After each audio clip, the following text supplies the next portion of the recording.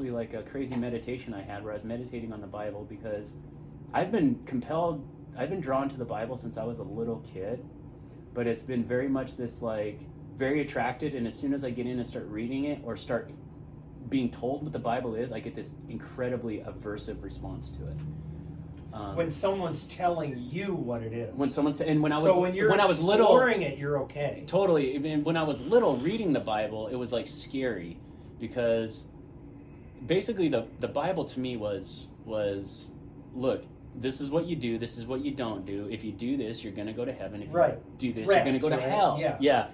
And well, it doesn't matter what you think or feel about anything. And so when I read that was the energy and the symbolism that I was projecting into those words. Well, you were pretty young, and so among other things, This is a recording of a conversation I had with a good friend of mine, Dr. Bruce Ammons.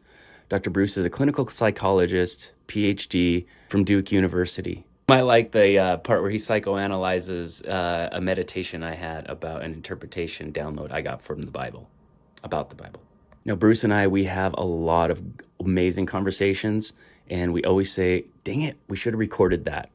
So on this day, we were in the middle of one of those conversations, and we decided to hit the record button. We cover a lot of things. We cover anxiety, we cover inner child, we cover age regression, we cover trauma response.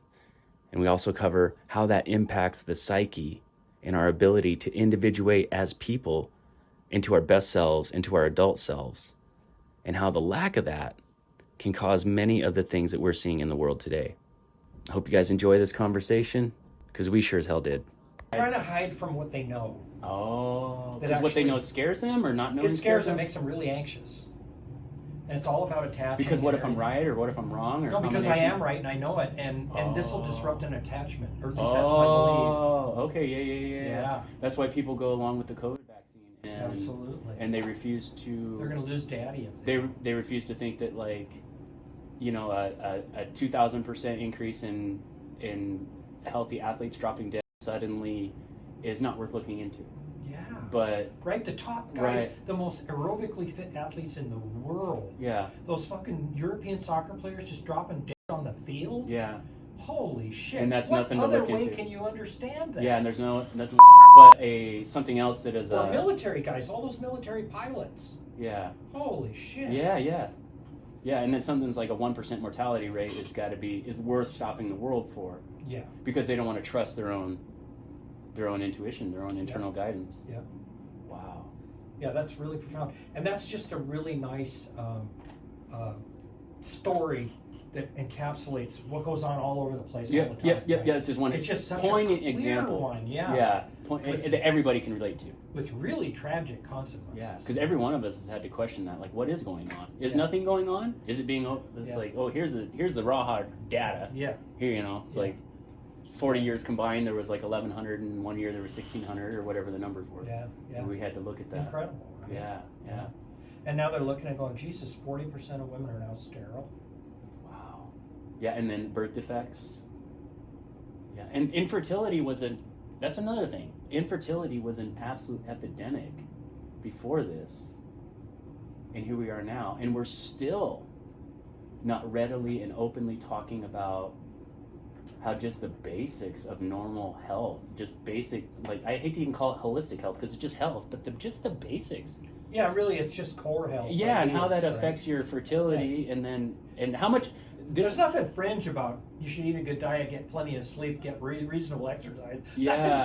Come on. Yeah. And yet it is. Yeah, totally. It's fringe, and it's conspiracy now. I mean, it's conspiratorial. Not so much now, the last 5 years. Oh, Jerry, telling somebody they should eat more red meat? Yeah. And less grain? Yeah. Put the grains away, eat the red meat. Oh, now you're trying to prescribe heart disease with people.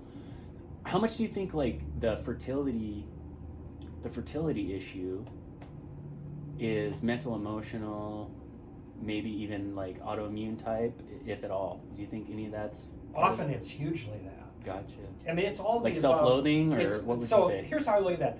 I think if you have a good model, it's going to be every variable you can think of, but it's a profile, right? Yeah. And so which ones really matter the most for any given person? And that's what you have to suss out. Yeah. And the way like the FDN people do it is you lift them all up and see what happens, right? And that's kind of always, that's why FDN appealed to me so much, because that's what I do in my practice. It's what the way I've always thought about stuff is, I'm not God, or whoever that is. I don't know enough to guess which variables definitely are the ones, but I do know a bunch of them that matter.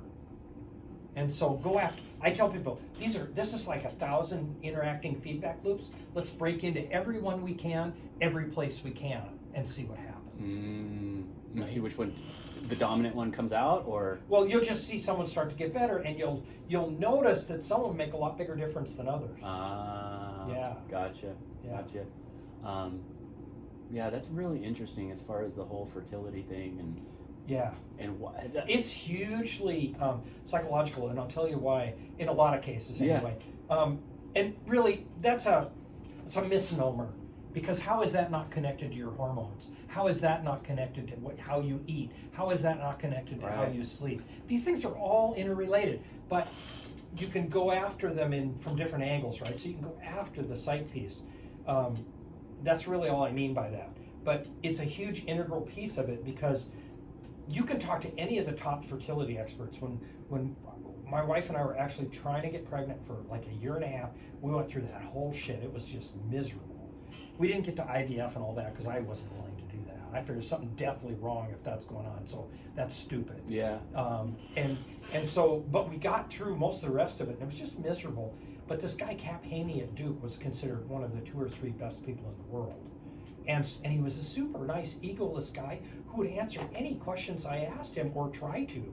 And he told me when my wife wasn't around, I asked him, so in your experience, how often do people get pregnant when they just give up?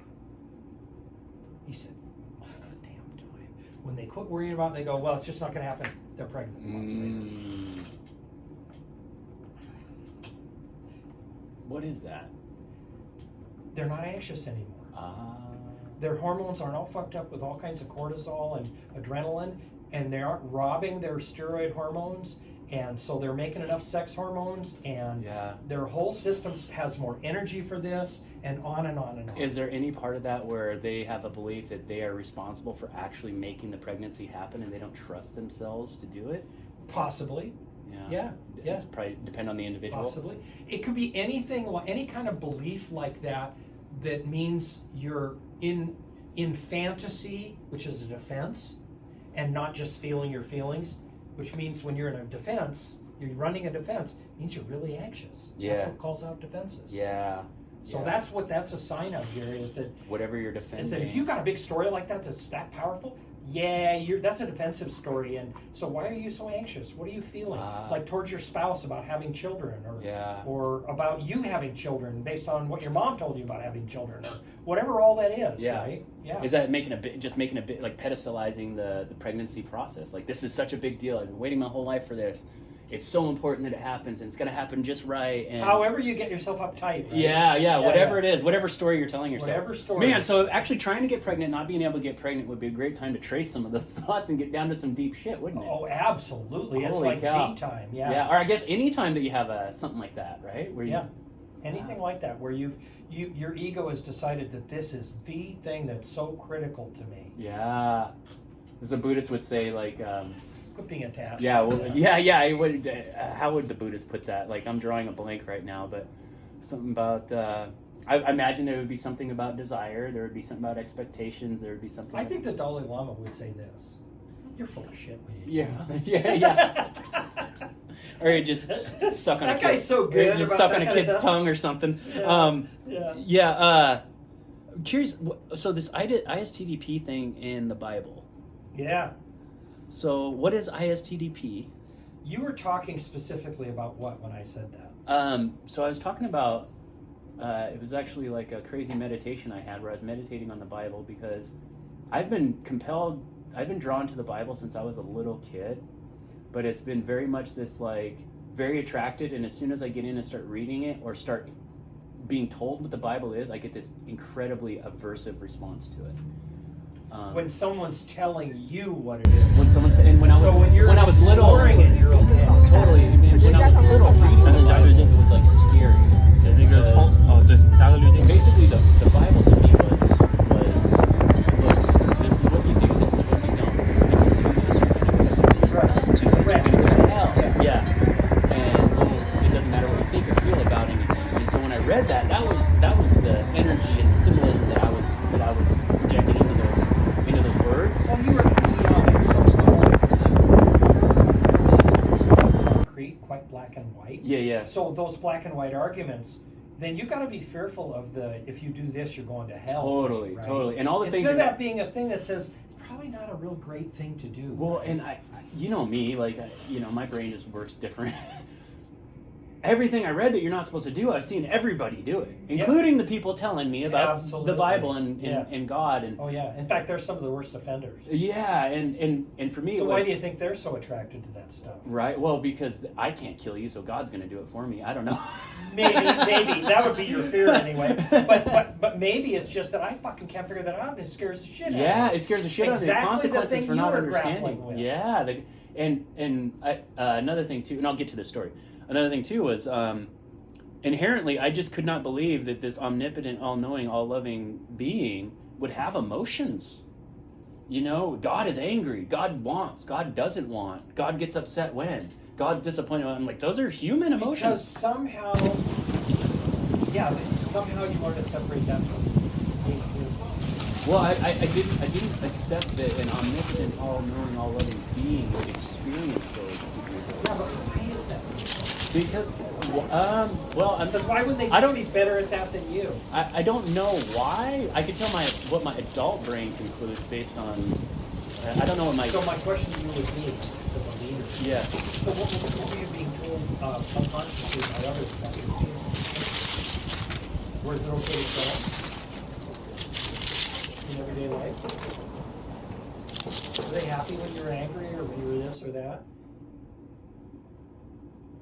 I would say that I don't ever recall, doesn't mean it didn't happen, but I don't ever recall a time where I was invited to suppress emotions or anything like that. Right. And for me, it was more like there was no one around to express them to.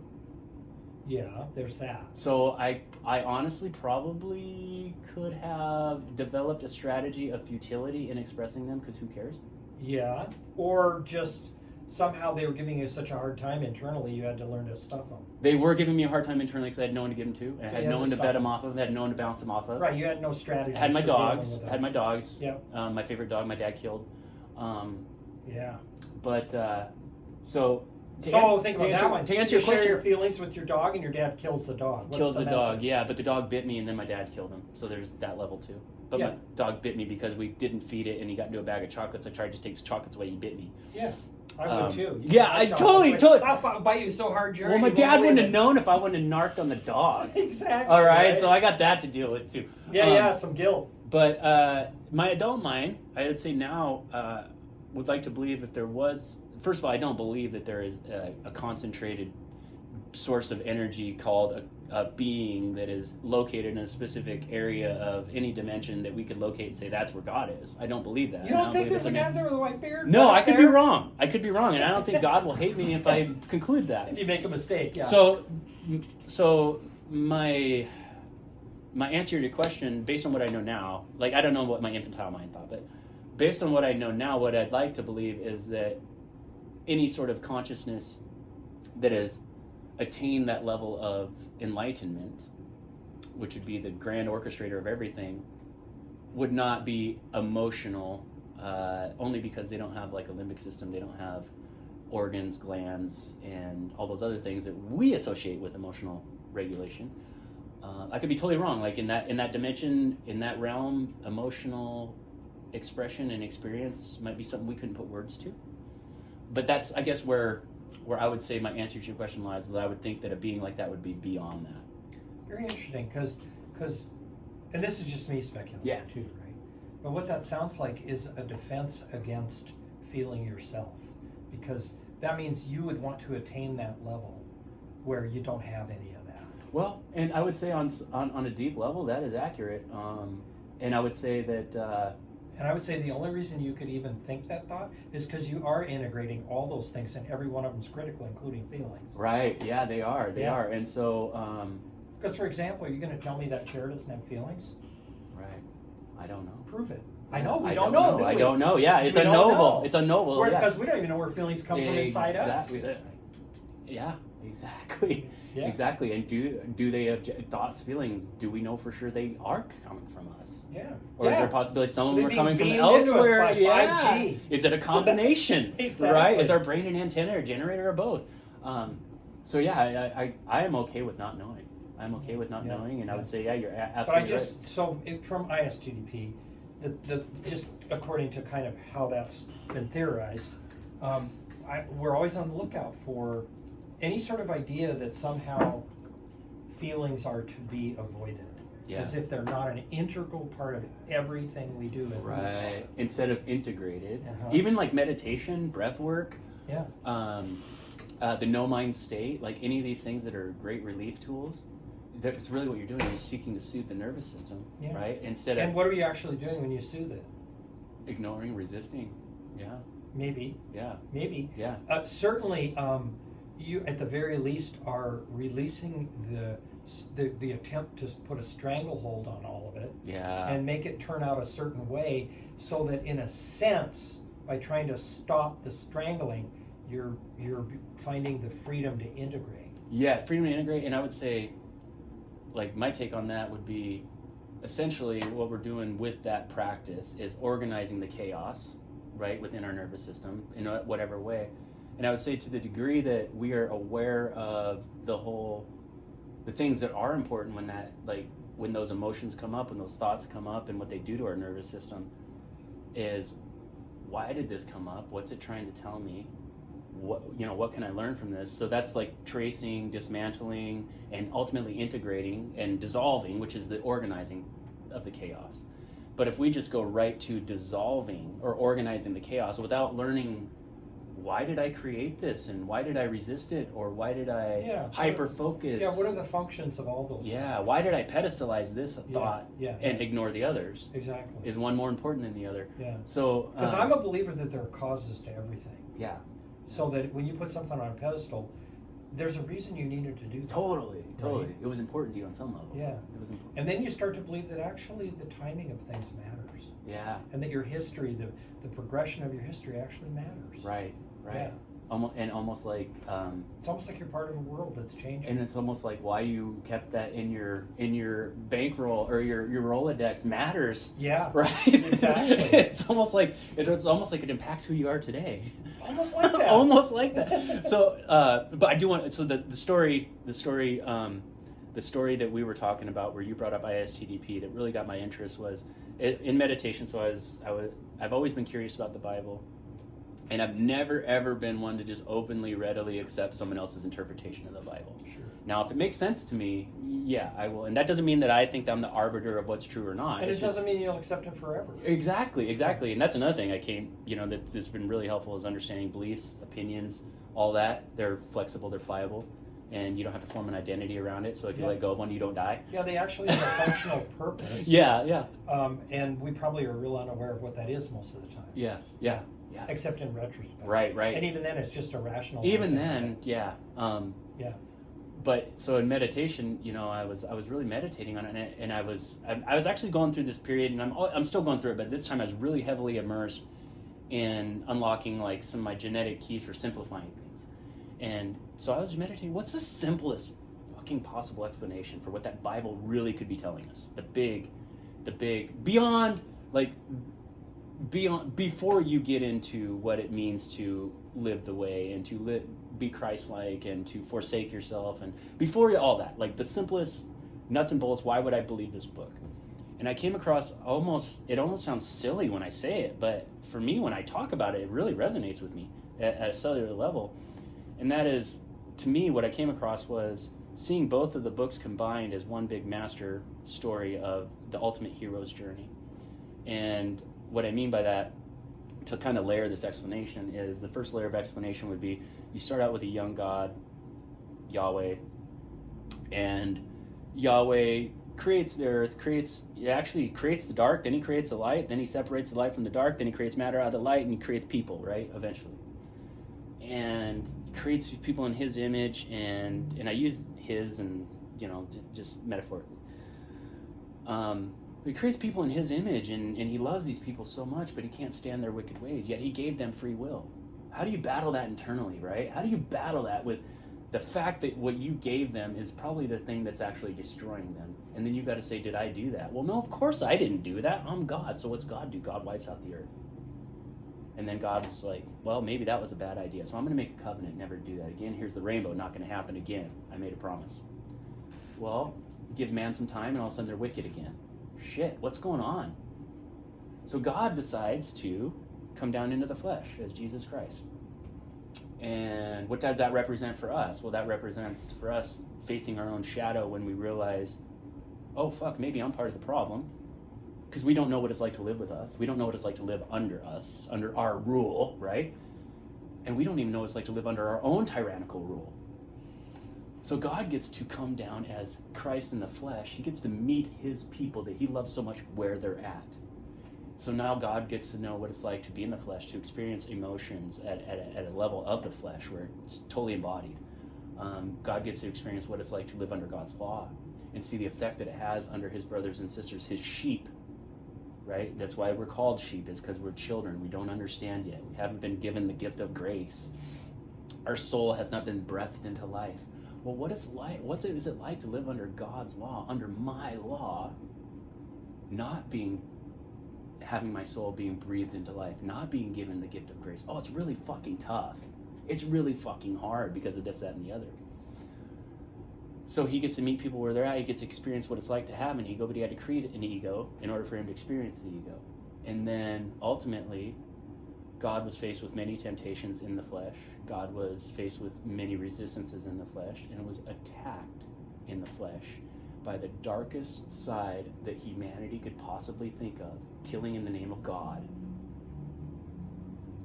That was his own creation that actually attacked him and killed him. So essentially God killed himself, but he had to create a flesh, he had to create an ego, and he had to let that ego go to the altar knowing full well the whole time he's dragging his cross what's going to happen.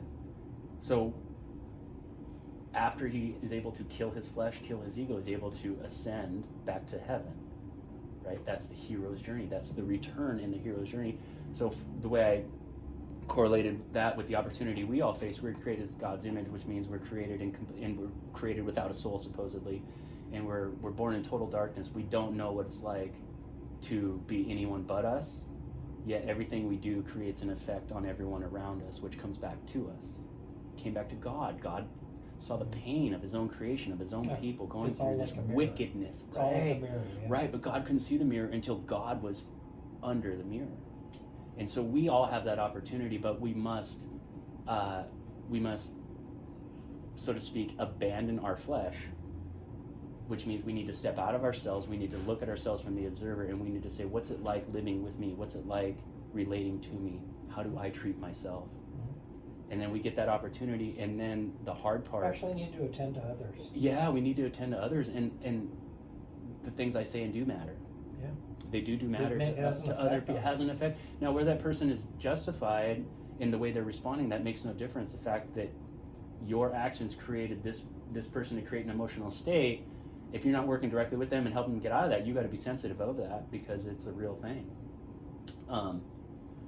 But the hard part is, once we realize that what needs to happen is the ego needs to go to the cross and be nailed to the cross and spill its blood for all of mankind. Because when you do that, you just made all of humanity better, right? Right. The hard part is, once from the time we realize that to the time we put our ego or that part of us that needs to die, that even that belief, we nail that belief to the cross, there's that long walk. Oh, yeah. Where we're wearing the thorns, we're dragging the cross, we're getting vinegar on our face, we're getting spit on, we're getting shouted at, we're getting cursed at, we're watching our brothers being drugged to the cross with us. Yeah. And that is the walk that most of us aren't willing to make. Yeah, you look around, you see all of humanity doing this. Yeah. So for me, that was the big thing. It's like, oh my gosh, the simplest explanation of the Bible of why you should actually look into it on an esoteric level, not a superficial, every sentence starts with and level. Or every verse starts with the word and. It's hard to read. but if we can look at it from that level, you can say, oh, there might be something more to this book, and maybe the shit that people say is important in this book isn't really what's important. It was important to them, but maybe not to you. Yeah. Right. And it's a vehicle for some sort of emergent understanding that is the key thing. Right. But and like, to distill it down to like bullet points. God was confused because everything should have worked out. He got a different perspective. He's like, oh shit, stuff needs to change drastically. I need to set a really good example. You got to kill whatever it is that you think is important that is no longer serving you. And in this case, it's not like Jesus wasn't important, it's just that Jesus in the flesh. That's what he represents. Yeah, Jesus in the flesh was no longer needed. What they needed to see was the resurrection, the transformation, the transmutation. No, he was a vehicle for the important part of that. Yeah. And you have to instantiate those ideas somehow, or they don't have meaning. Yeah. And since we're so built, so hardwired for attachment, when you do this all to an actual figure, a human figure, or human-like figure, then it has real impact and meaning to people. Mm-hmm. Yeah, and I see one thing that really came out to me too, because I've always struggled with when someone who is, I'll call them like a corporate Christian, and there's no offense. What I mean by that is like everything that you believe about the Bible is because what you've been told to believe. And I get confronted with this question quite often. Do you believe that Jesus Christ died for man's sins? Or do you believe that Jesus Christ spilled his blood? Oh, yeah, all those litmus tests. Yeah, and I'm like, look, I don't even think you understand that question. What I believe the importance of the message of Jesus Christ was, there's a certain way to live, and it's to be guided by your inner guidance, your soul, the part of you that was birthed into life on your birthday, not the part that got programmed and transmuted and recreated and morphed into someone else, whatever someone else was fearing in life. Mud flew on it. Yeah, mud flew on it, you get pooped on, like all that. Like that's not the real you. And so the value that I see in that is that you've got to be guided by the true you, the real you, the authentic you. And if that means getting nailed to the cross because of it, then that's what we do. If that's what it takes. If that's what it takes. Now you take a look at where is Jesus exemplified, personified in the modern world right now. Like you don't have to, like, I would say Dr. Peter McCullough. Here's a real question. Do you ever learn this important stuff unless you've been nailed to a cross? Right. And how do you get to that cross? Yeah. How did you get there? How do you jump on it? Yeah, how did you get there, right? Yeah. So when I see like Christian pastors telling people, in this church we'll stand 6 feet apart and we're going to close our services because the government told us to, and we're all going to get the vaccine or you're not going to come in here. You got that, and then you've got Dr. Peter McCullough, and you've got Dr. Robert Malone, and you've got like a Joe Rogan, or they might be the least religious person that you know, but who's embodying Christ in that moment? Yeah. Not the pastor. Not the pastor. No. At all. He's totally lost. Yeah. So explain ISTDP and like how you drew a connection to ISTDP, because I don't understand ISTDP. Well, it had to do with what you said in the moment. It had something to do with dying or something, and so but most of what you're talking about here is really tied into those ideas in terms of how we deal with our actual internal structure. So first of all, what is ISTDP and what do you use it for? It's a theory about how we function, and it's one that is very dynamic. So it deals with emotions, and it looks at how important attachment is, how important freedom to feel and think are, without the kinds of things that can come up in us that get in the way of all that and prevent that. Of our authenticity? Yeah. Okay. So, and that really is all around the anxiety that gets created. Right. And how that's all a function of, not of our original self, although we have all the equipment for it when we're born, but of how we were, the now unconscious rules we were taught for how to get along and relate to others. How to get along with them and relate. And what does ISTDP stand for? Intensive, short-term, dynamic psychotherapy. Gotcha. Okay. Yeah. Gotcha. And so these things get learned really early, like in the first couple of years of life. And when our brain's still really black and white. Yeah. And they become our best attempt at solving the problem of how do I deal with this natural set of feelings and thoughts that come up in me and not upset this person to the point where they'll abandon me and I'll die. And so that's very important what you just said about how the brain is different when we're young, right? Because we're totally relying on other people. Yes. Compared to when we're adults, but not a lot of people understand that. Yeah, well, here's so. What's the of difference? that. What's the difference between an infant's brain and like an adult's brain? So you know, we have so much circuitry in our brain, but to put it crudely, an adult's brain has had a couple things go on. One is all these synapses that were.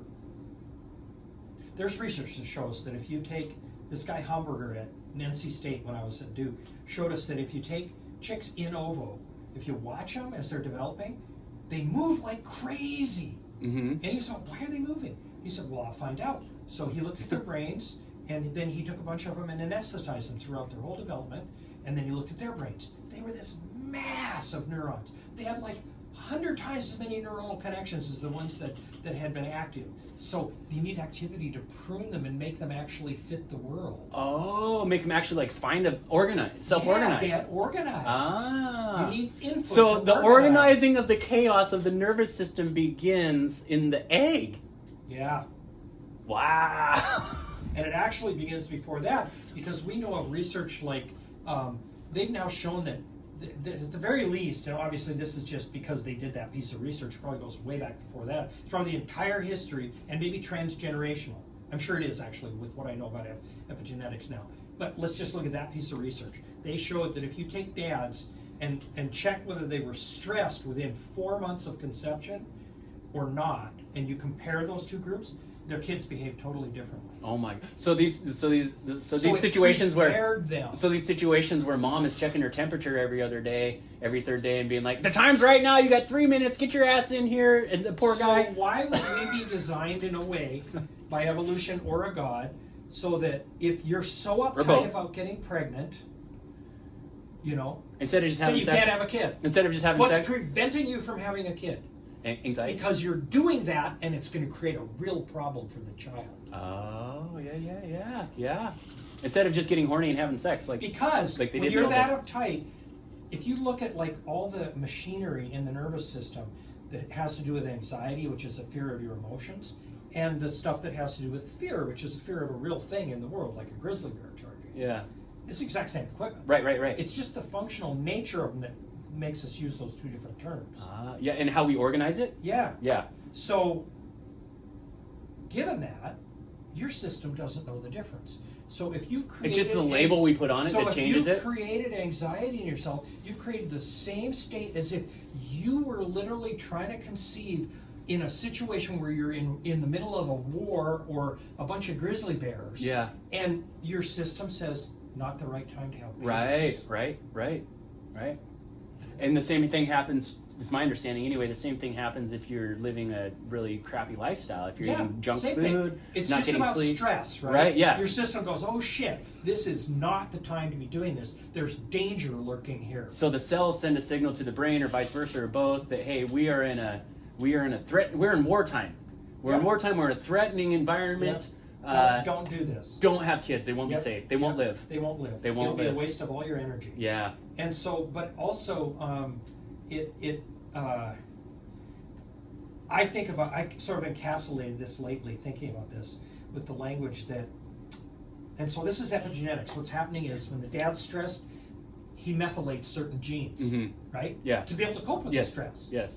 That gets passed down for quite a while if you have a child. Yes. And he probably doesn't have a good diet that's replacing the amino acids necessary for healthy Could be epigenetic any expression. and all of those things, yeah. right? That's why you and I think about all those variables or try to. The things that don't seem to matter really matter. They matter. Really do. Yeah. Yeah. Because, so, you're not eating enough protein. Yeah. What does that tell your genes? As far as they know. Or you're only eating plant proteins. Yeah. As far as they know, there's too much stress dietarily. You're not getting nutrients. This is not a world that can support a child. Yes. So your genes get affected in a way that says you're not going to have a kid. Yeah. Or if you do, the real critical thing is here, it's going to prepare them for a world where there's not enough protein. Yeah. And do you think that sends any sort of epigenetic signals to the brain that says, stop trying to have a kid? Sure. It'll show up everywhere at every level. As it manifests as a belief that I can't? Or it'll show up in every level in some fashion. Right? Yeah. Interesting. Yeah, and it can be very hard to interpret or see. But yeah, because we're all one piece. Yeah. I mean, that's my belief. Yeah. Everything's connected with everything. Yeah. So if it's anywhere, it's everywhere. Right. And the question is, do you have subtle enough measures, or are you sensitive to spot this? Sometimes. Yeah. But do you just know it's true? Yeah. And Descartes was so full of shit. So, he really was, and he really distracted us.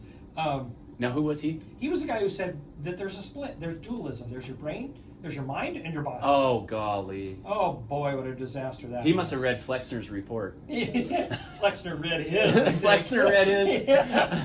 So he was. Well, he had to read something. He didn't have an education or any medical experience. Flexner was an unconscious Cartesian. Yeah, he was a puppet patsy. That's what we call him. Yeah. Cartesian. Cartesian. Okay, all right. That makes sense. Okay, so he was full of crap. Yeah. So you see how this stuff's super critical and makes a lot of sense, right? Yeah, I mean, and the amazing thing about like these things that we discuss often is how when you talk about stuff like cholesterol or high blood pressure or it always goes to scientific data, and because it flies in the face. Let's be honest, it flies in the face of our intuition. It's like, what do you mean I'm not supposed to eat red meat? So if I'm Native American in 1400 and all I have to eat are buffalo. Not science. It goes to asking. It goes to trying to dominate someone by talking about some form of expertise. Yeah, that they aren't aware of. It's not just science. It can be religion. It can be any number of things. Yes. That's why the resistance to like a pastor who's going to tell you how to read that stuff, even though your insides go, nah, I don't think so. Yes, and guy, trust that. Yes. Trust that part that says I don't think so, because what I was getting to was when we talk about this, it doesn't even occur to me to ask you what scientific study you got this from.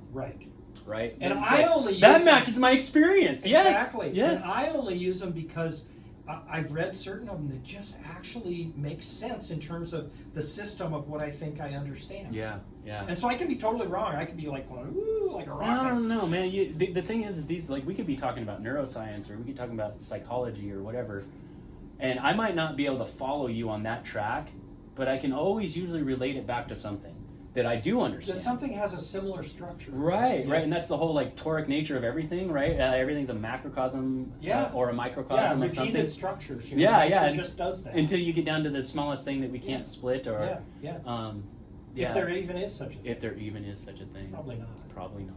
Why would there? What would be the need for it? Yeah. Why should it be that way? What would there be a need Except for? that we have a limited mind. Except we have a limited mind, and we can't conceptualize things like infinity. We don't even have any way to represent it. Guys, we can't even understand God, consciousness, and love. All right? Let's stop acting like we freaking know everything.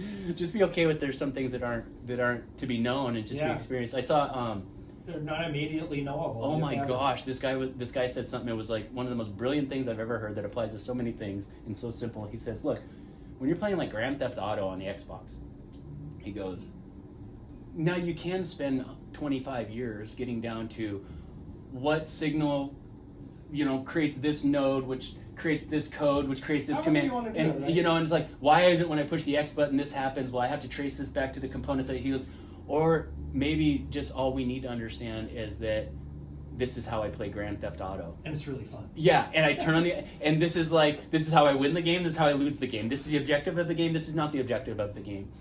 Maybe that's all we need to understand. Right, and that's why it's really beautiful when you can jump between levels as needed with someone, so that you can go to that level of your doctor and just saying, well, when you eat that, does your face ever itch? Yeah. That's like a really macro level, right? Yeah. But he can observe that, and he has observed that. Totally. If you instead said, well, I read a lot of studies about immunoglobulins, and I think this is what's going on, he'd probably just dismiss that shit.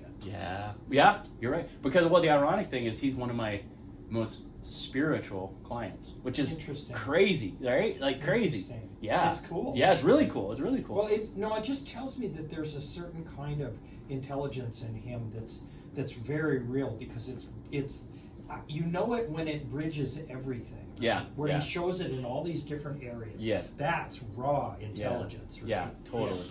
Yeah. Totally. So again, I want to go back to this ISTDP thing. Yep. ISTDP, the Bible. What have you got? So, the hero's journey. yeah. I give man free will. He abuses it. Mm-hmm. I do something about it. I feel bad. I make covenants. I vow not to do it again. It happens again. Maybe I'm part of the problem. Those are all things we discussed, right? I had to create myself to kill myself. I had to kill a version of me that wasn't serving me so that I could ascend to my higher self. So my understanding of ISTP after doing it for 14 years now is that a sort of very, very high level takeaway is that the more you can integrate all of yourself, meaning your body, your thoughts, your feelings, everything, the better you function. Right. The better every part of it works. And that you can pick on any one thing that gets out of line, like the ego, and then it fits perfectly with your story about, Christ is kind of our ego and can be crushed at some point, right? Really, what needs to be crushed is our idea that we know. Yeah. That we're absolutely omnipotent. Because that's really what that is. Yeah. Not so much. Yeah. But also, it's really important to be able to say not so much, because you actually don't get upset about that. Yeah. It's not a big deal. Yeah. It just is. Yeah, it just is. Yeah. What do the Indians call that? I forget what they call that, but it translates to not this, not that. Yeah. Not this, not that. Yeah, right? Perfect. And spend all this time figuring out who you are so you can figure out that that's not who you are. Exactly. It's like when people sit here and I ask them about feelings and they tell me, well, it's not this. Right. And it's not that. Right. I go, we could probably go on for quite a while trying to about what it's not. Yeah. Like maybe forever. Yeah, exactly. It's not this. But if you actually get calmer and get in your body, what do you find inside yourself? And how much do you see that, like, really that's everybody's, and I use that term loosely, but the lion's share of people know what their issue is. They know where the answer probably lies. Maybe they haven't found the manhole cover, but they found the city or the zip code that it's in. I would argue that it looks like somehow we're equipped to the point where our unconscious always knows. Wow. Always. Man, I didn't want to give an uneducated take on this, but that's been my sensing too. In fact, I've gotten to the point where I tell clients, I'll stop a mid-sentence when they're talking. And again, I do much different work than Bruce, but a lot. Not so much. Well, it's different. But a lot of these concepts come up, and I've gotten to the point now where, and I've gotten aggressive about it in a loving way, when they say, oh, I don't know anything but, and they'll give me, I'll stop them right there. I was like, yes, you do know. You know better than I do. You know better than anyone else does. You're the only one who actually yes, you do know. Let's go with this. But go ahead and finish your thoughts. We do know. So we do know.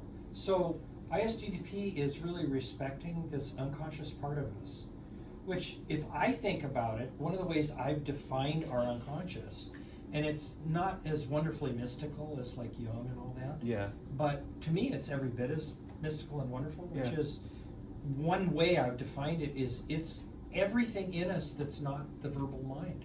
Ooh. Yes. Think about that one. No, I love that, because that goes to like Walensky's concepts of the verbal I am, the non-verbal I am. There you go. Yep. Yeah, when I read that, I went, yeah, absolutely. That's what I figured out. Yeah. I think most people have to do a little bit of groundwork before they really understand that stuff. Yeah. But I got there after a lot of work thinking about it. It's so simple. It's once you get and then the question's like, why did I make that so hard to understand? The verbal part. Yeah. So like one of the ways that this gets like very real as a concept is when just the other day somebody's going, well, God, how do I quiet my mind? And how do I go to sleep? I just can't go to sleep. Yeah. And I said, well, and I always believe in trying to keep things not complicated, because we complicate things often to obscure them, and then it really does, and we can't get anywhere. Yeah. But also, we just make them so complicated we can't keep juggling everything. Well, if I can confuse you, I could probably look pretty smart. Yeah, I could probably look like I know something you don't too. know. There's that too. So we can try to shut our unconscious up by trying to prove that our conscious mind is in control and smarter than us, right? Yes. But I told him, here's an experiment I'd like you to do, because I only believe you're going to be able to do this if it's actually an experience of yours. Because I'm just another expert going blah, blah, blah. Yeah. It's going to mean something to you when you can actually do it and experience it. So here's an experiment to try. Practice, and I'll keep helping you sharpen this if I can. See if when you're trying to go to sleep, check and see if your verbal mind is really busy. If there's a lot of words in your head. And then let's just guess that that's part of the problem. That it's still wanting to chew on things for some reason. When really that's not what you're doing, you're trying to go to sleep. So what if you learn to substitute a different form of thought that's body-centered instead of words? So I want you to have, for all your thinking, to be visceral. I want your thoughts to be nothing but the movement of your diaphragm, the pumping of your heart, the calming of your breath. And that's it. Yeah. And every time a word shows up, just gently set it aside and go back to feeling your diaphragm. Yeah. If he's not careful, he end up meditating. Well, that's why meditation works. Oh yeah. Right? Oh yeah. If it works. Yeah. No, and but that's what's wrong. No, I say that in jest because that was a know. brilliant way to introduce somebody to a meditation that might not be open to it. Absolutely. Yeah. And I'm going to steal that. Yeah, do it. and in fact, that's what's wrong with transcendental meditation, for example. Oh yeah. I'm going to put a candle out there. I'm going to focus on that. And I'm going to go. You know what? I've never tried a transcendental meditation because the word transcendental is in there. Yeah. I was like, this is bullshit. I don't want it fucking with my teeth. Yeah, what? Well, my first thought is, what? Meditation isn't transcendental. Like, why are you doing it if you're not trying to transcend something, you know? Yeah. So that's great advice. Yeah. Has he tried it yet? Have you got feedback from him yet? I haven't got feedback from that person yet, but I've done it with a lot of Yeah. people. And the first feedback I always get is it's just too hard, or it didn't work, and I'll go, why didn't it work? What happened? And I'll drill till we realize they didn't do it. Yeah. Yeah. And then I'll try to give them another little helper of how to accomplish this in steps. So I'm always thinking about, how do I break this down even more? Yeah. How do I make this a simple stepwise thing? Yeah. Where each step is doable. Yeah. What would it look like if it wasn't hard? Can we try it that way? Exactly. That's another thing. Yeah. What if it was just letting yourself fall into this warm space that's not got any words in it? Yeah. Yeah. What if it was like... Ooh, I'm getting a visual of a bunch of words, but they're feathers. Nice. And I fall into the bed, and when I fall in the bed, the words and the feathers go away. Go poof. Yeah. Oh. Yeah. This stuff's fun. Yeah. This is really a lot cool, of fun. This right? is a lot of fun. And notice how it makes you smile and feel better inside when you have the image. Right. And I tell people, this is your feelings doing what they're designed to do, which just lets you know you're on the right track. And speaking of feelings, I've been meaning to ask you this one for a while. So I've noticed that a lot of people aren't willing to admit when they are angry. Oh, that's like one of the things ICP therapists, when they're learning, resist the most is every fucking time you look at a tape or you talk about it, the first thing that the person is feeling that they're having trouble with is anger. Okay, yeah. So let's chop that up, because I've noticed it. I've noticed it to be consistent enough to where I'm like, that's the one. People are like, they'll even say I'm not angry, I'm just sad, and I'm like, well, you said frustrated, irritated, annoyed, and then those are all words for anger. Right? Yeah. So I was like, but they're a misnaming of it, like frustration. Right. Actually, the way Fredrickson talks about this is beautiful. He says, well, no, that's actually not the feeling. That's the stimulus that created the feeling. The person frustrated you and you feel angry. Oh, that's brilliant because Is that brilliant? Yeah, because I mean, I keep going to silly things like, well, that's like saying I'm not eating sugar, I'm drinking Kool-Aid, or I'm not, but it's And not so the hitting reason home. it feels smaller is because it's off to the side. Actually, it's the stimulus, not the actual anger. Yeah, and is there something in there where they've been led to believe or programmed that it's okay to be frustrated, just don't be mad? Yes, it's a defensive maneuver. Yeah, it's okay to be frustrated. Yes. Just don't be mad. It's a defensive maneuver that it's acceptable to say that. Yeah, I'm not upset at you, I'm disappointed. I'm irritated. Yeah, I'm irritated. That's another one people use. And so one question that came up for me, and I did my best to answer it from my heart, but I hadn't been asked it before, is, well, how do I know if it's anger? And I came up with some things like, well, is it hard for you to smile? When you do smile, does it feel fake? Does it feel not genuine? How do people around, what are the looks on their faces when you walk up? Like any mode you're in, what is the response you're getting from them? But I don't feel like it even came close to serving the pancakes, so to speak. So ISGDP is all about them helping them dive into their body to find what is the state they're in that they can now go, that's the signature of anger. That's no other core emotion. How does one do that? By asking a lot of questions about what their physical body feels like. Oh, okay, so you're literally asking about physical symptoms. So I ask how they feel, and they go, and what they'll do, I'm irritated or this, they'll show whatever defenses, I'll block them, Mm-hmm. and they go, so you're angry, right? And they'll go, well, yeah. And I go, well, how do you know that? And before they can sort of start spewing words, which is distracting them from the reality of their body, I'll go, what does anger feel like right now, here and now, in your body? Where do you notice anger? Oh.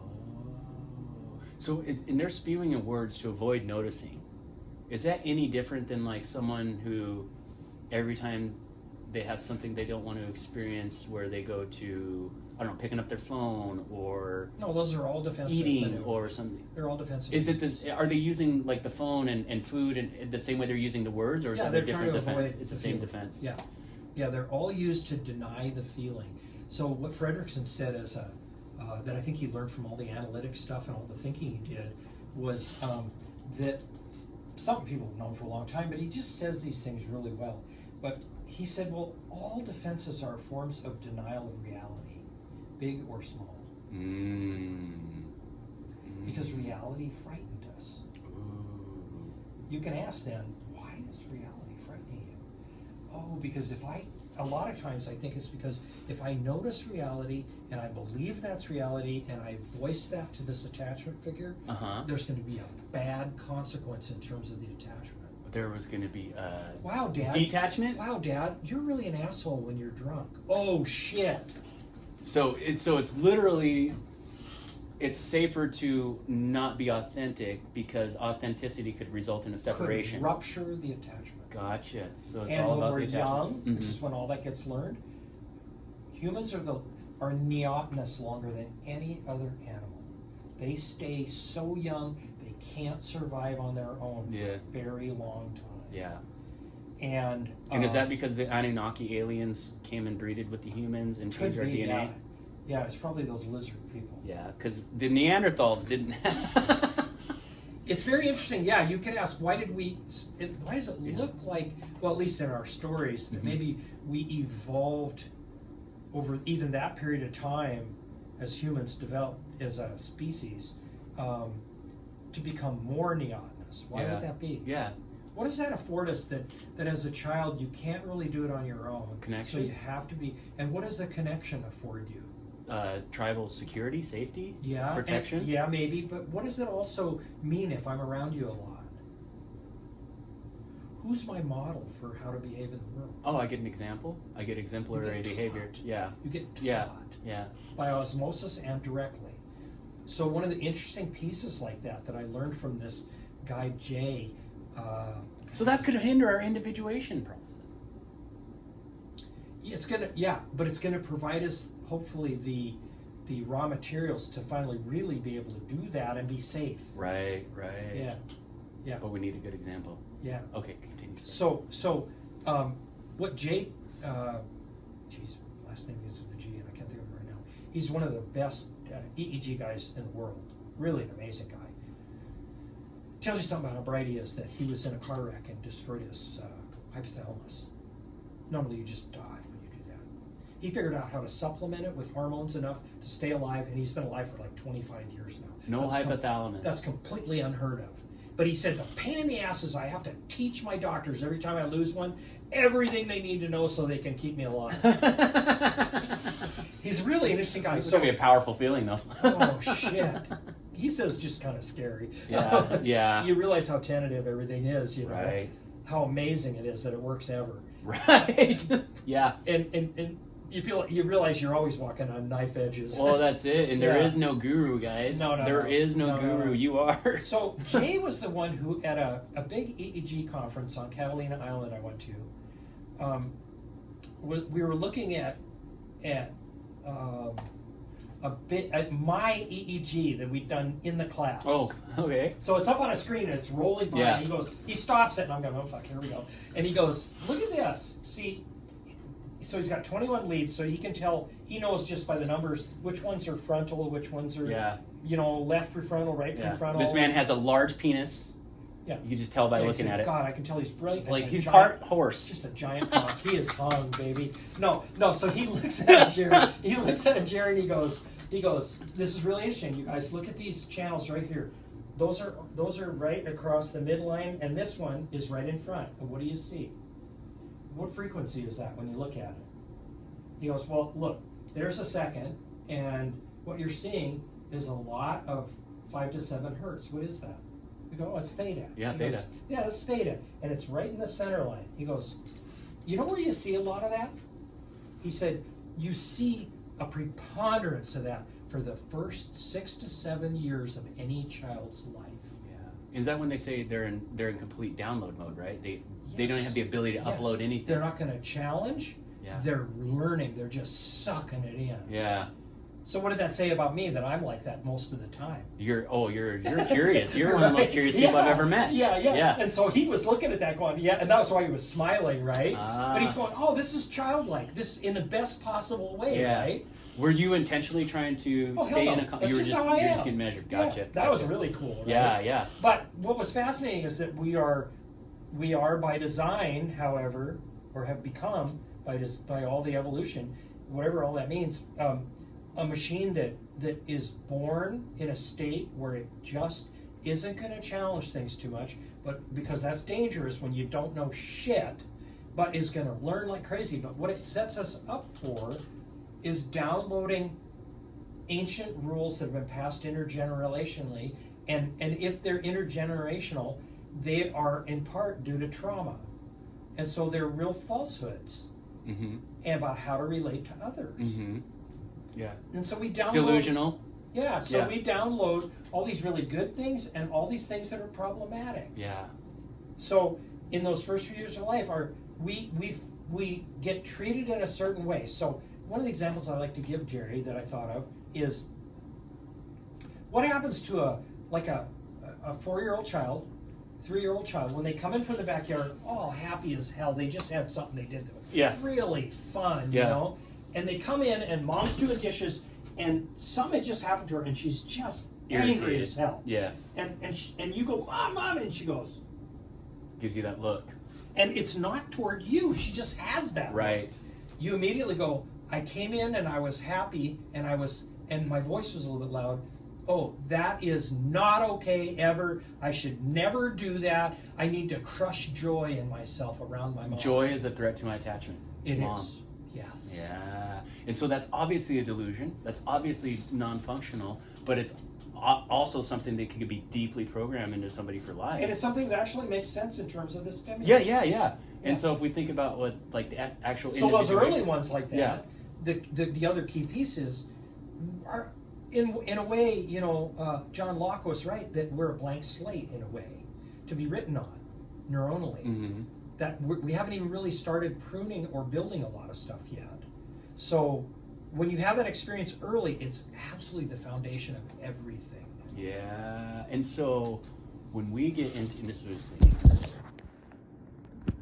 so if we think about the whole deciphering and the discernment process of this is good, not even good, bad. This serves me, this does not serve me. Maybe it'll serve me later, but right now I don't need it. But it was programmed in me. So the deciphering of that and to transmute the things that no longer serve you. Maybe you find a different way to relate to them or a different way to frame them so that it does form something that will serve you, that you can integrate with the good that you've already adopted. That's a big part of the individuation process, correct? That and learning to another meta level, which is really mind-boggling to try to do, which is, yeah, and how much of any of that plus the judgments I make about it is based on the way that's a particular set of universe inside of me that's only true in that situation. In that particular frame. Yeah. Yes, exactly. That's a huge thing that's really hard to get to. Yeah, and it and I don't know exactly what, like, how that's termed, like, in your practice, but the way I utilize verbiage to explain something like that would be like, that's like a different trance bubble that we've created. And like whenever that's a nice way to talk about and it. whenever we enter that trance bubble, that universe, I like that. all the rules apply. And that's why I can feel like, why am I so good Monday through Friday, but Saturday I fall apart, right? Well, it's like you have this universe of Saturday means going out to the having fish and chips with the boys and blah blah blah. You've created this other, you step into this universe.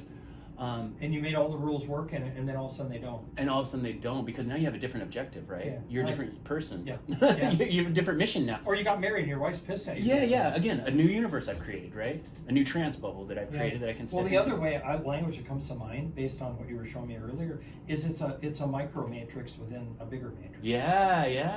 And like if we talk about the toric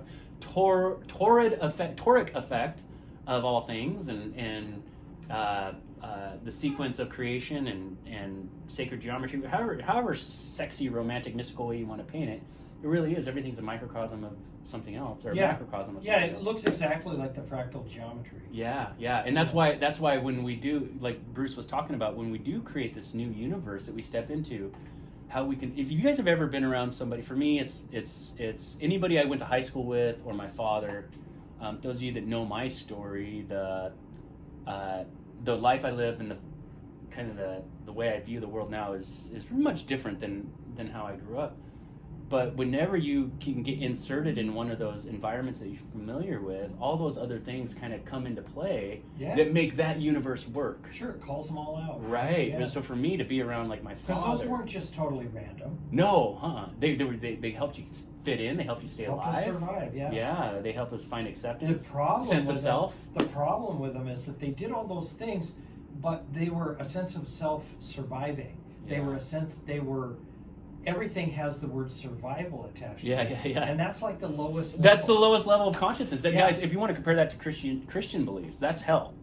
That is hell. Yeah. You take a look at And believe me, when you're just surviving, it is hell, right? And you can take a look at any consciousness model, and you can see that the highest states are somewhere around the ineffable realm or the enlightened realm. But if you think about what ineffable or enlightened would be, compare that to like anger, fear, confusion. Yeah. It's universes apart, right? But you could be someone who feels totally enlightened most of the time, but then you enter a new universe. For me, it's whenever I get around my father, I enter this universe of age regression where I feel constantly like I'm defending or being defended against. You're back in all those and as much as I think I know about the tools and resources I have, when I fall into that universe, I literally have to like separate as an observer and become somebody that my father doesn't even recognize. So you actually they'll interact. So part of one way to look at that universe is within your skull is to look at the neural network, which is the universe that's the only one lit when you're in that situation. Right. It's the only one lit. That is a great way to put that. And you try to add another segment to it that lets you be a different person than the guy who was stuck in that. Yeah. And didn't know anything else. Because as soon as you light up another part of the network that isn't just the default there, you don't see it the same way. You don't see it, and I'm actually getting a visual in my brain as you say that, and the visual that comes to mind is this one is already lit up, and I try to light up a different pathway or set of pathways. Cluster. Yeah. And this cluster is like trying to light up, and this other cluster is getting brighter and louder and saying, we've got this, and I consciously, intentionally stay in the cluster that isn't as bright and isn't as pronounced and isn't as on stage, so to speak. It's not in the middle of that old. Yeah. And it's not actually it's not actually essentially choosing that old network. Yeah, and what I feel in that state is I feel definite age regression, 100%, and I also feel extreme dissociation. Sure, because what is age regression in the brain? It's the shutting down of the network to the one that was active when you were really little. Yeah. And what does that do to your repertoire? It regresses. I got nothing to the repertoire you had when you were that age. Yeah.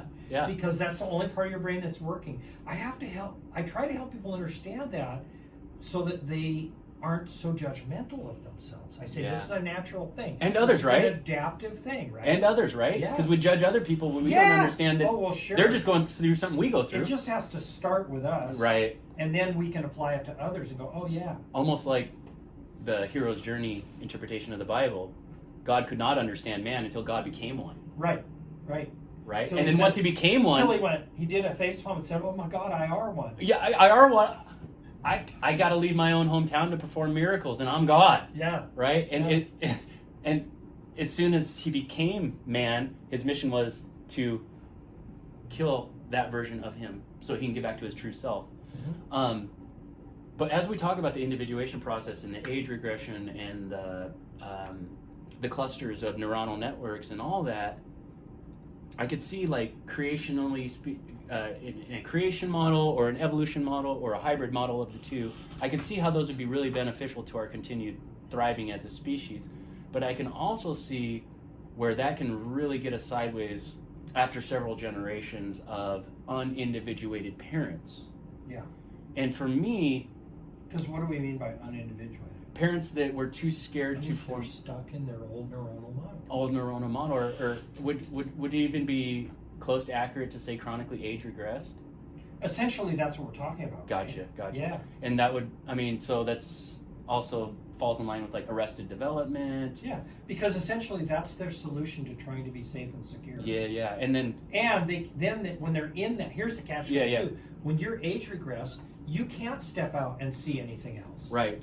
You don't have the tools. Right, and you're not in the brain mode either, are you? No.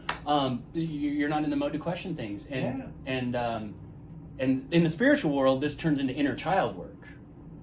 And from what I've seen, anyway, is with the inner child work, it's great.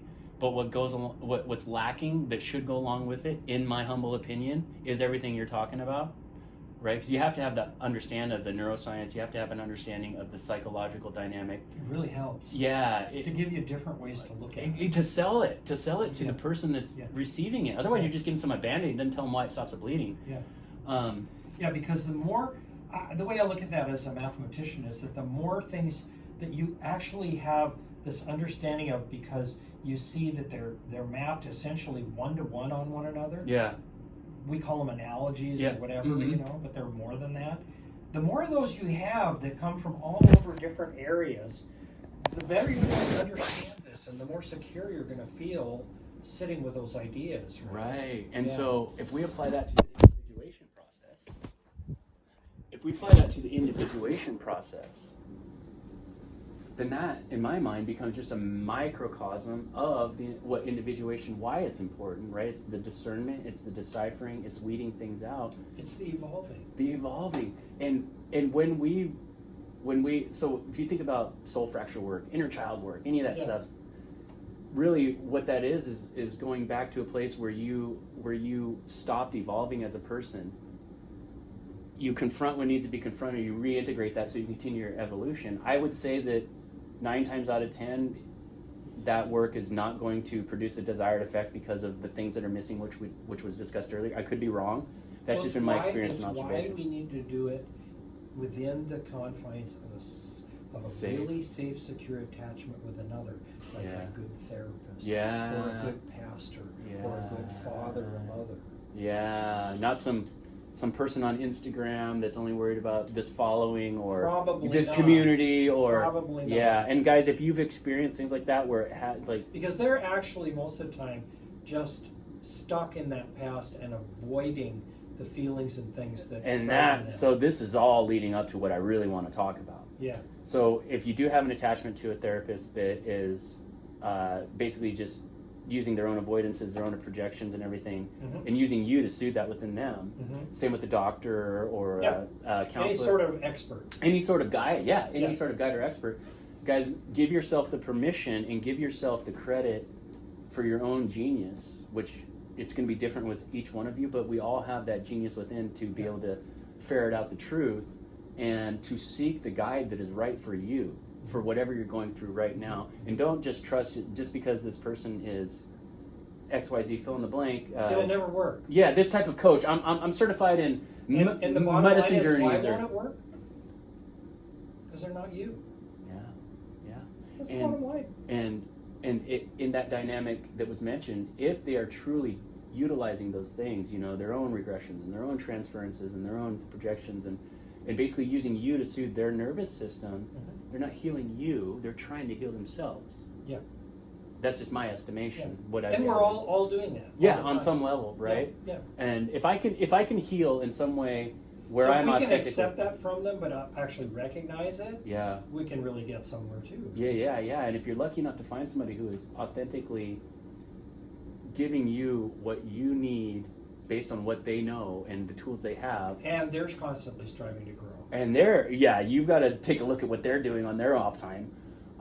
But if the side effect is them getting some healing too, in my opinion, that's a much different dynamic than you. Like my work with you is to soothe my nervous system and to heal me, right? Like you said so brilliantly. Like a lot of people give other people drugs to make themselves feel better or less anxious. Right? Absolutely, yeah, absolutely. That's exactly right. And so a lot of therapists do that in order to feel better. Yeah, they feel if they can be an expert with somebody and never leave that mode, they can feel strong and then they feel safer, even though it's a false safety. Yeah, because they're deluded. Yeah. And if I give you something that interacts with your brain and creates a certain state, that's the state I want you in when I'm interacting with you. Yeah, because by God, I get more dopamine that way. Yeah, we all know that's the mission in life. Exactly. So if we take all that stuff that we just unpacked and we apply that to the individuation process, which is, guys, more or less, and I'm sure Bruce can expand on this greatly, but for a simple layman's term, it's the process of becoming yourself and not so much being run on other people's fears, beliefs, programming, and the like. Well said, yeah. And so we all are tasked with that, but the reality is that a lot of us resist that process, and I would say probably all of us. And why wouldn't we? Our entire early life, we were actually programmed genetically not to do that. Right, It was dangerous to think for ourselves. So how do we find the tipping point and be comfortable? Right. Is there an objective answer to that? Well, is there one, or is everyone different? Yeah, is everybody's path different? And is your truth the ultimate truth, or is it just momentarily for you? This is where you need to go until the next step. Yeah. But if we think about generation upon generation of people who have been distracted out of individuation, who have been shamed out of individuation, who have been scared out of individuation, all in the name of somehow thinking they'll be more secure if they're more like one another. Or you're going to get into heaven if you don't ask this question today. This Sunday. The really bottom line here is if we do everything we can to simply not be different from one another. Yeah, don't stand out. Don't stand out. Yeah. So we're a tribe then. Yeah. God give everybody. We're a dumb fuck. Tribe. God gives everybody a different fingerprint, but He doesn't want novelty. Exactly. Right. Yeah. It's like, come on, guys, let's think about this. Yeah. But so if we think about like that happening, and without ever questioning, what are the effects of an entire society that not only is not individuated, they don't even know the concept of individuation. Right. And in fact, you probably shouldn't even talk about it. Or they've been taught that that's dangerous to even think about. Right. And Look at the COVID stuff. I shouldn't be talking about it. Oh, we're going to get there. Oh yeah, I know. So we're headed there, right? I shouldn't be talking about this because I didn't go to university. Right. And it doesn't matter how many books I've read or anything, or how much I've applied it myself. Doesn't matter how much you've studied it. Or how much I've actually applied it, or how much you've experienced. Yeah, and my own insecurity about myself. Again, whatever it is, there's only one route. There's only one route. Nirvana. That's right. Well, and ironically, is like a lot of this stuff that I'm starting to be open and to actually discussing, and most of it is because of you directly, honestly, 100%. No, most of it's because you and I have interacted. Well, that's it. But you were, we all have an ego, but you're not guided by your ego. You're not led by your ego. You're led by your curiosity. and your reverence for this world we live in, which is why I think you and I connect so well. And if you think about curiosity, it's a state where you're freely and happily admitting you have no fucking idea. Yeah. Which is great. Yeah, exactly. Yeah. And if you can be curious without having your butthole way up in the air, meaning just give me anything you got. Yeah. Then that's where you're individuated, right? Right. But in a society where not only do we not think about individuation as a thing, some people are allowed to talk about it, some people aren't. Well, those people are bought off, and should I listen to them? Like, we don't know that, but it's not even a thing in our world. So what are the effects of generation after generation multiplied by tens of millions, hundreds of millions of people that don't individuate, having children? What do we see? I'll tell you what I see is I see a population of people that are susceptible to stuff that makes no damn sense, like the pandemic, the actual virus that caused the pandemic, the actual risk assessment of that virus. Having no boundaries. Having no boundaries. Of your nation. Yeah, so tell me, I would love to hear since you are actually educated on this topic. I'm just some dude spouting an opinion. But you're actually educated on this topic, and this is what you do for a living. You've done it for decades, and you've got PhDs from Duke University. You are totally the person that I would love to hear what the hell you see as far as a risk of an individuated population, and how is that affecting us right now? Well, all of that piled higher and deeper bullshit you just said aside. However, I got where I am. It's true for most, but not for you. I would say. He's referring to the joke PhD stands for piled high and deep. It does not apply to this guy. I would say, actually, I think mostly about how lucky I was to have the parents I did. It was luck of the draw. That they were both very intelligent and that they strove to teach me how to be curious all the time and to just keep learning. Right. So that was a gift I was given. Yeah. And which is why you are, when you talk to a guy like Bruce, Dr. Bruce Ammons, you talk to this guy, it's going to be a conversation you'll remember for the rest of your life. It's going to be like no other conversation you've had today or probably ever. So keep going though. So tell me what you wanted me to So what do you see the danger in a population of unindividuated people? Yeah. And what are big grand effects? Yeah. Well, you get what Darwin feared and what he said would happen, because he said the only way that species survive is to evolve, and to evolve with their environment as needed. Yeah. So he said there were two processes. There has to be both, or it will go down in flames. And he could point to species that went out of existence. That is generating variability and selecting from that. So if everybody is afraid to ask questions in Sunday school, is that creating variability? None. What do you have to select from? A bunch of guys who don't know how to ask questions. So if God's going to have chosen people, what's he got to choose from if we don't individuate? Yeah.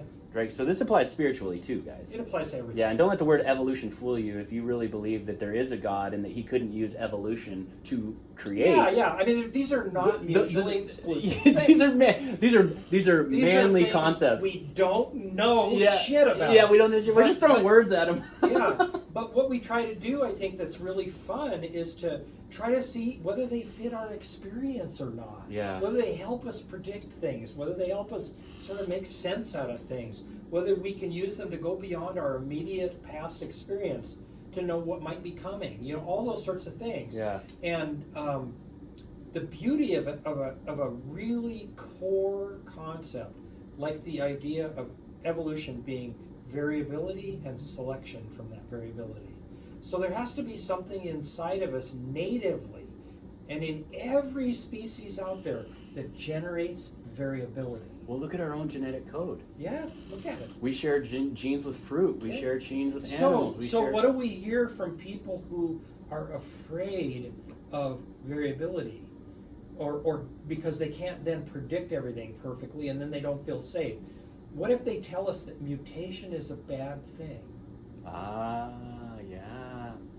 Yeah. Really? And if we've been told that we can't think for ourselves, we must appeal to authority and expertise. Yeah. We can't mutate our thoughts to where we have a new one. Oh my God, I know you well enough to think I know where you're getting with this.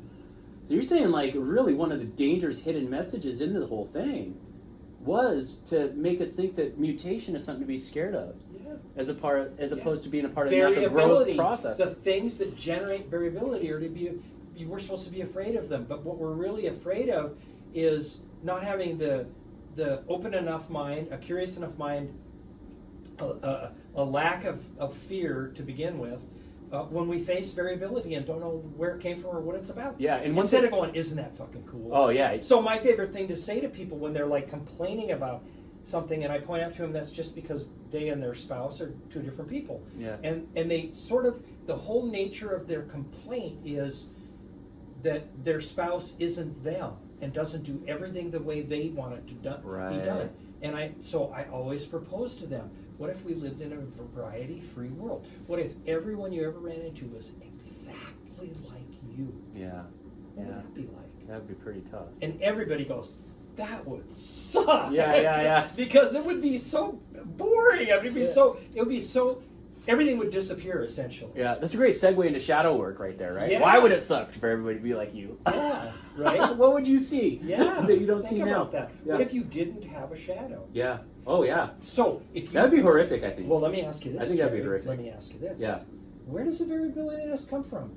Other than having opposing forces like this and our shadow. Oh, weird. And like yin and yang. How do we generate that? Yeah. Like God Why and are Satan. there concepts like the shadow or yin and yang, or why are they in every single culture across all times? Yeah. Yeah. Because they really are the way we function, Yeah. right? Yeah. Have you seen that? Here's your take on it. And you asked me about anger earlier. Yeah. Oh, yeah. So that's yang. Yes. There you go. Yes. So how important is it? Very. So I thought a lot about the feelings and the impulses that come from them. So when if I feel really loving towards somebody, what am I going to do? Am I going to run from them or approach them? Approach. I'm going to approach. Yeah. If I'm really angry at them, what am I going to do? You're going to back away. Yeah, Reverse. or put up a wall. Yeah. And essentially Push away. functionally back away. Yeah. Back away. Push away. Yeah. Can you do without one of those? No. You can't modulate things. Yeah. You can't create You variability unless you have Unless you have that. That's right. And that's why I like to tell people, in terms of just evolutionary ideas, animals don't pack around equipment that's expensive and useless. They get rid of it. Right. So all the emotions we've got must be absolutely critical. They're critical. Yeah. They are all useful. If someone tries to steal your wallet, you better find a real emotion. Well, let's look at help it this way. So let's look at the woke world here, where people have defensively used their mind to dominate what their whole system tells them. Yeah. Some guy comes up to you and pulls a gun and sticks it right in your face. Yeah. And you say, yeah, I know you want to shoot me and you want my wallet, but, I know you actually love me. Yeah. What's going to happen? Well, it depends on how psychotic he is and how serious he is It with does. that. But there's a chance he squeezes that trigger. Yeah, right. Yeah. And so if you start talking about love and light at that point, yeah, you'd probably be better off to disarm him first. Right. Yeah. At that point, either you submit and give him the wallet, or you get angry and fight back. Yeah. But passivity or neutrality in that state is if not good for the continuity of our species. What comes up in you is anger and the impulse that it brings, and you ignore that and make yourself be whatever culturally you were told is the way you should be. So in effect, when you should on yourself and on your naturally evolved core signals like anger, you're probably fucked. Oh gosh. Right? You're probably going to experience to put it in technical terms. You're going to fracture some attachments there, right? So, really, like, how much of this can be boiled down to just straight up attachments, like something along the lines of, we mentioned earlier, really healthy individuals just dropping dead, and for some reason there's something attached to the narrative of, don't look into that, there's nothing to see. And do really healthy people ever just drop dead? No. Yeah. No, so they weren't truly healthy until something happened. Yeah. Something happened. So why does anyone have a story that they were truly healthy? Why would that person need a story that person was perfectly healthy? Well, I guess in this particular example, what are they feeling? What I feel when I'm talking about this particular story is confusion What and is outrage. confusion? What is confusion? Confusion is What's the not knowing. No, it's anxiety. Oh, anxiety. Yeah, totally anxiety. Yeah, total anxiety. And so anxiety came up because you had a prior feeling about this. Yes. Right? Yes. And so... And what is that feeling when someone tells you, oh, he was perfectly healthy? If I were to say to you, oh, yeah, that client of yours that you see having all that problem, you know, or that guy that you thought was perfect, really good, and he died suddenly, and I tried to tell you that, or if I was a doctor and I said, I was seeing this patient, and he just died suddenly, but he was perfectly healthy, what would you think about me? How would you feel toward me? Well, I would think you were a liar, Mm-hmm. not to be trusted. So I'm lying to you, but I'm probably also lying to myself, right? Oh, And most definitely. What is the lie? The feeling, the anxiety, or the defense? What did we say was total denial of reality, which is a lie?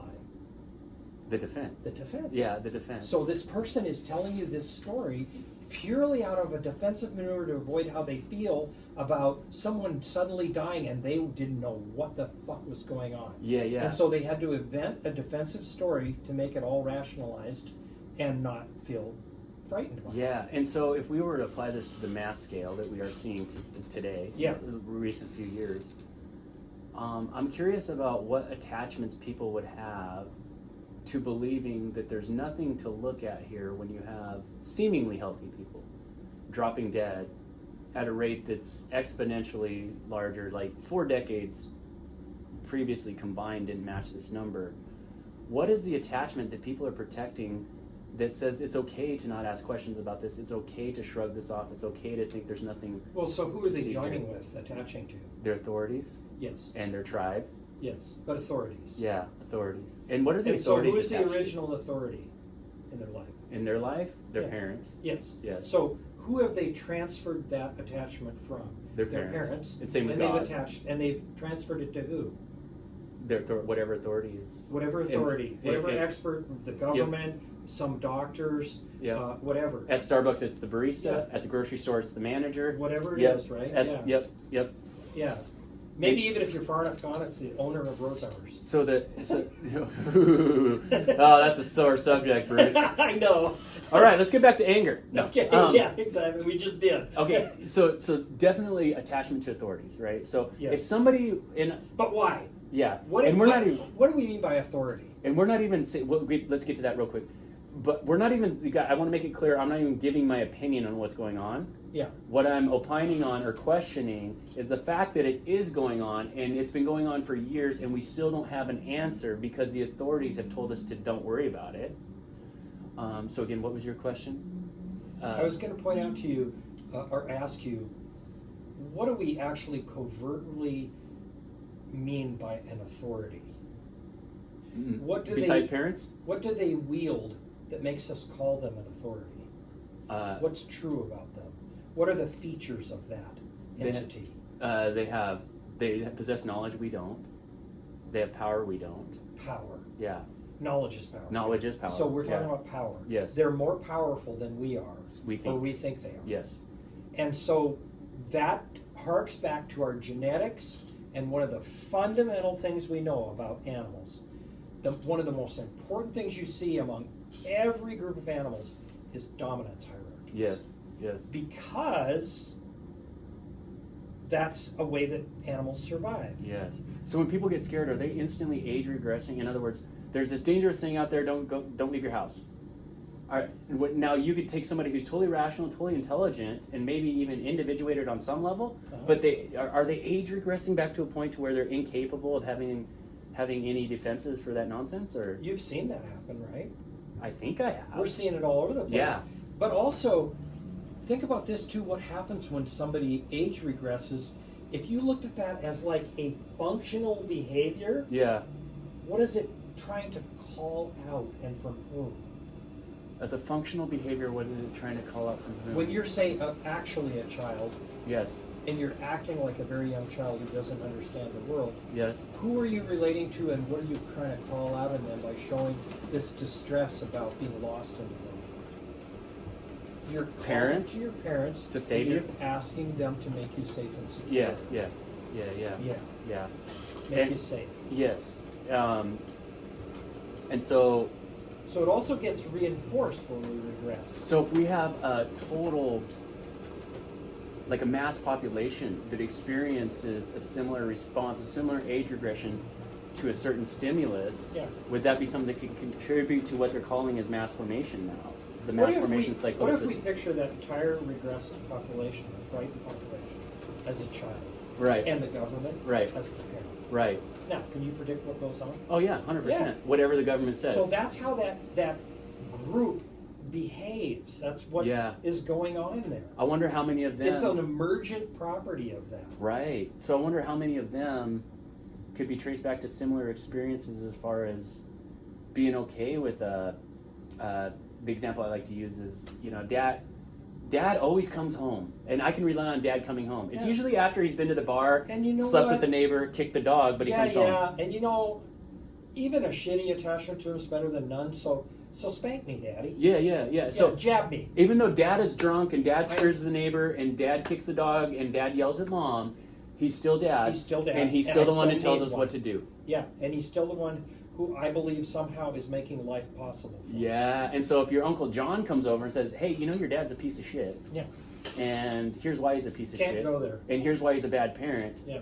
Even though Uncle John might be completely right, the person you're going to want to see least and the person you want to hear from the least is Uncle John. Is that how that works? Because he threatens your attachment. Because he's only there part of the time, and Dad's the one you're depending on. And he's the one you're truly attached to, right? Yes. Because of that early infantile brain structure, that brainwave state, theta brain. Mm-hmm. So guys, this is how this really happens. This is like we claim to not understand. This is why I encourage people to not fight with people that disagree with you, even if they're in your family, and don't shun them, don't silence them. Yeah. Converse. But I would say what's worked for me is conversing in a very Socratic method. Instead of just telling them how they're wrong, ask them, why do you feel that? Or what would it look like if what I said was true? What would that look like? Yeah. How would that play out? How would that be different from what we're saying? Yeah, I just said that all the information they censored 3 years ago has turned out to be true. You got upset, I can tell you're upset. So why did Socrates use that method? When he asked people questions, what did that do to their brain? Well, for me, what it does for me when people ask me questions is I get this feeling I like the feeling of someone wanting to know what I think about something. True. So that's an attachment piece. Yeah. And a valuing piece. Yeah. But what does it actually do physiologically? Do you know? When someone asks you a question versus makes a statement, I would say it would. What does that feel like? Because that's your clue. Yeah, I would say it sparks a different area of my brain. Sparks. Yeah. Yeah. So what it does is, if you look at fMRIs of me making a statement versus asking a question, the statement tends to shut things down to a focus. Yes. In the brain. Yes. The question shut things down. That's what it does. The question lights up bit networks. I've actually. So it's what happens when we're curious. I've actually had some amazing conversations just doing that. I'm the type of guy that gets called a conspiracy theorist a lot, and one approach that I've adopted is if we're talking about something I call a conspiracy theorist, I ask them what a conspiracy theory really is. What is a conspiracy theory? So they tell me, right? And I say, I always ask them, are there any conspiracies that you believe? And without fail, either they pretend that they don't, or they say, well, yeah, I mean, obviously there's conspiracies in the world, but there's some that are beyond reproach, more or less, right? They'll make that. Some are obviously ridiculous. So that's when it invites me to open the dialogue in question format, where I like to ask them, okay, so we'll talk about a specific one, this specific conspiracy theory. What would it look like, or would you have a problem if this conspiracy theory were true? Would it be a problem to you?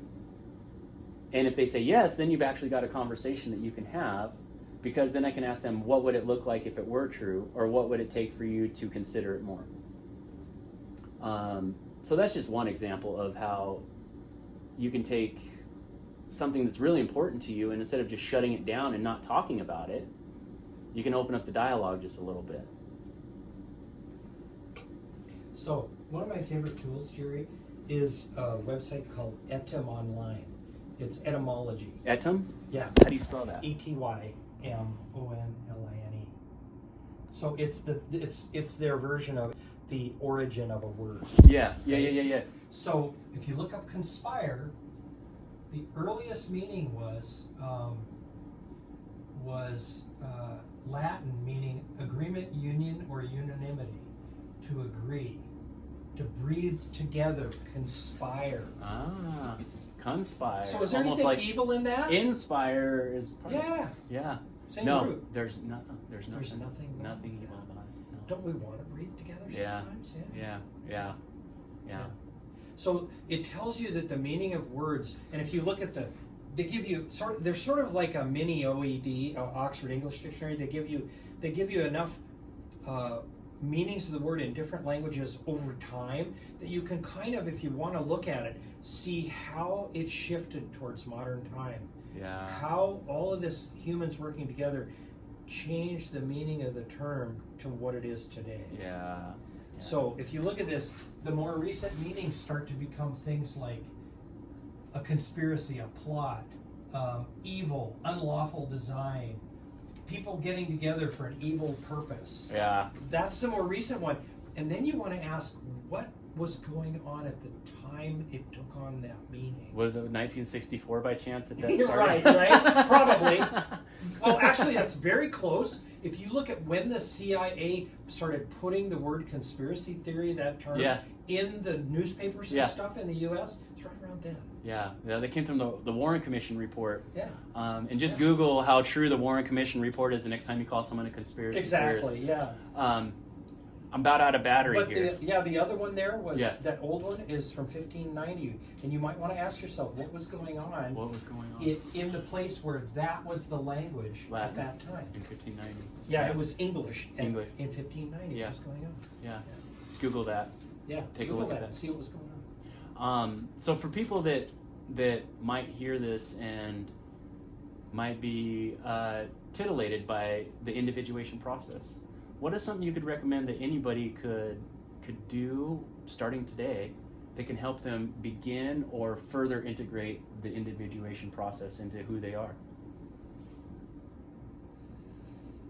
Wow, that's a big question. The simplest thing, I think, or the thing that is actually a place where you might get a fingernail hold, is to do something behavioral to help you hang on to the memory of what you're trying to do. So, and then study the core of what you want to do. Okay. So, applied to both you and other people. I just suggested this to somebody today, spontaneous. Okay. Yeah. Give us an Who example. was very anxious and everything. I said, I want you to get a pen. I was online with her. I said, I want you to get a pen, and I want you to write this on your palm. So she gets a pen. I said, write love wins. And now every time you start to feel anxious, I want you to look at your palm. That you just gave me chills because I've started inviting people. Well, I always have, but particularly for specific reasons, to open up their heart. And I'll tell them, when you get triggered, when you get angry, you're out of love. Get into love. You think you're out of love. Yeah. You have bought into an idea that there's a shortage of it. No, I didn't mean like run out. I mean, you've fallen out of love. Oh, okay. Yeah. But that's that's why. true too. But that's that is why. true too. People think they have a finite amount, right? Get stingy with it. Yeah. They get stingy. Yeah. That's what's so beautiful about that book. So just take a concept you're trying to work with. If I heard you right, take a concept you're trying to work with, put it in play, and pay attention to how that affects you. But more importantly, that's a concept that is the core emotion in all of us. Yeah. That leads to attachment. That's why I use that one. Yeah, because love is more powerful than anything, right? Like, because it's the core. Yeah. The core thing that drives us to attachment. If I have to follow a lie to stay in love with this person, right? Whether that means as a son or as a spouse, a friend, or right? Of course, who the hell wouldn't choose go with the lie? Yeah. Right? I mean, we do it on minor levels, right? Do I look fat in this dress? No, you look great. Yeah. You know, things like that. Just simple, safe things. Not like I would if I was wearing it. Yeah. So that's very simple, and that's very poignant, very powerful. So love wins. But another thing that I've suggested to people a lot, because I've really come down to this: the thing that starts to kick off our inability to stay with ourselves and feel the actual authentic feelings that just rose in us is anxiety. Yeah. So what I've had to do, I've realized I've worked blindly with certain people where they have a higher level of anxiety and they're better at hiding it than I realized. So that in order to try and help myself be a better relator to those people, a better therapist or a better person, I've started with many people telling them, let's cut all the mumbo jumbo out of this. You and me. Mm-hmm. Let's start with something really easier to hold on to and a singular focus for you. And let's have you run with that for a while, for a week at least, Mm-hmm. and see what's going on. So what if you do this experiment for a week where you simply put becoming mindful of your anxiety as the only real objective. Mm-hmm. So getting to know what that's like in your body, the confusion, the fogginess in your mind, the gut feelings, the things that happen when you're at different levels of anxiety. So your smooth muscle going awry, your eyes start to just let go and dilate, your airway doesn't work right, it feels tight, you might feel a lump in your Can't throat. swallow, yeah. You can't hear very well, your vision will change. Yep. All those things, they all happen, and it's helpful to then learn the hierarchy so you know where you are in it. Yeah. But that aside, just learning that those things mean anxiety, any and all of those. And that your first order isn't to try to solve the problem with this person you're interacting with, but to notice whether it made you anxious trying to do that. Yeah. Because if you're anxious, it will create a situation in your body among all the systems where, for example, most importantly, you just react to that fearful thing by those feelings that are coming up in you by generating a bunch of adrenaline. And what this adrenaline is doing is changing the way your mind works so that it doesn't work as well. Yeah. So if you're charging ahead with a mind that barely works, you're not going to come up with a good solution, if any solution. Yeah. And you're probably going to now have a network running that's regressed and shitty and unable to solve this problem except in circles the way you've always tried to solve it, and it won't work, and you'll be really frustrated, and you'll probably, because you can't figure out how to solve it, now blame it on something external, including the other person. Mm-hmm. So that lack of awareness about what you just talked about, that's a sign of not being individuated, not understanding how those... Well, it's a feature that leads to an inability to individuate. Gotcha. It keeps you stuck. It'll keep you stuck. Is there a form of regression? In this more primitive state. Yeah. And so that one of the things I will do with people who I finally recognize, or initially recognize, that's their main deal, and they're not able to take in what I'm trying to help them learn. Yeah. That's the sure sign. Yeah. Okay, they can't take in. What state is someone's self in when they can't take anything in? They're really scared. Yeah. So, are they scared of me? And if so, why? Because I evoke complex feelings in there. I evoke all these transference feelings. There's no way anybody walks in my office who I'm not a father to in some fashion. They put me in those shoes. Mm-hmm. Yeah. And or a brother. Mm-hmm. And or a husband. Mm-hmm. All of the above. Yeah. And so they're going to get anxious interacting with me. That's because they're going to have really complex feelings. Yeah, and it's probably those attachments that they had that are responsible for a lot of those programming errors. And so, but they have to attach to you to trust you. But the very act of trying to attach brings up all that stuff. Yeah, because of who they've been programmed to attach to. And that's really the core of ISTDP, is knowing that's true. Yeah.